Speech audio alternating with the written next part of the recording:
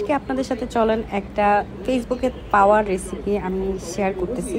এটা হচ্ছে মূলত পটেটো পাকোড়া। মূলত এটা আহামরি কিছুই না, বাংলায় যেটাকে বলে আলু ভর্তা দেওয়া হচ্ছে, যেই আমরা আলুর চপ বানাই বেসিক্যালি ওরকমই, জাস্ট একটু ডিফারেন্ট।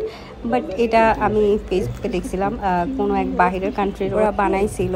ওইটা দেখে মনে হলো যে আচ্ছা ঠিক আছে, আমি এটা বাসায় ট্রাই করি। সো প্রথমে হচ্ছে আলুটাকে ভালো করে সিদ্ধ করে নিয়েছি, এবং সিদ্ধ করার পরে এটার ভিতরে হচ্ছে আমি পাউরুটি ভিজায় রাখছিলাম কিছুক্ষণের মতো। তো ওই পাউরুটিটা দিয়ে দিছি, প্লাস হচ্ছে তারপর হচ্ছে যে পেঁয়াজ দিয়ে দিছি এর ভিতরে। তারপর হচ্ছে যে শুকনা মরিচ আমি কেটে নিছি, কারণ আমার কাছে ইয়াটা ছিল না, চিলি ফ্লেক্সটা ছিল না। তো তারপর হচ্ছে ধনে পাতা দিয়ে দিছি।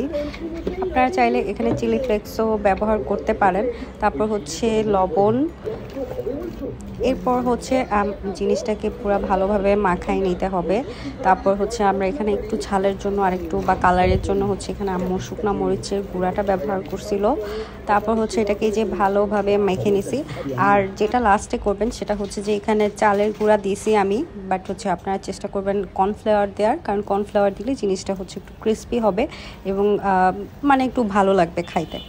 তো প্রথম ধাপে হচ্ছে জাস্ট নর্মালি হচ্ছে এটাকে দিয়ে দিছিলাম যে এইভাবেই ভাজি, বাট পরে মনে হলো যে না, এইভাবে আসলে ভালো লাগতেছে না। পরে যেটা করলাম, বাসায় আমার হচ্ছে ব্রেড ক্রাম্বস ছিল, তো চিন্তা করলাম যে ওকে ফাইন, ব্রেড ক্রাম্বসটা দিয়ে হচ্ছে আমি সবগুলোকে একসাথে মাখাই নিছি বলতে যে উপরে আর কি এটাকে কি বলবো দিয়ে নিছি আর কি। তো এটা দিয়ে হচ্ছে সবগুলো একসাথে করে আমি রেখে তারপর হচ্ছে যে আমি এখন চুলায় তেলে দিয়ে দিচ্ছি, কারণ হচ্ছে আগেরবার যেটা আমি নর্মালি ভাজছিলাম ওটার থেকে পরবর্তীতে যে ব্রেড ক্রাম্বসটা দিয়ে আমি ভাজছি, এটার আউটপুট অনেক ভালো আসছিল এবং বাহির থেকে ক্রিস্পি ছিল আর ভিতরেও মোটামুটি ভালো। তবে ভিতরে বলতে কি এক কথায় তো ওই যে ওই বাংলা কথায় বাংলা আলুর চপে বেসিক্যালি ডিফারেন্ট কিছুই না, আহামরি তেমন কোনো কিছুই না, জাস্ট ব্রেড ক্রাম্বসটা দেওয়ার কারণে একটু উপর থেকে একটু ক্রিস্পি হয়েছে, বাট ভিতরে তো যেহেতু আলু সেহেতু এটা তো নরমই হবে।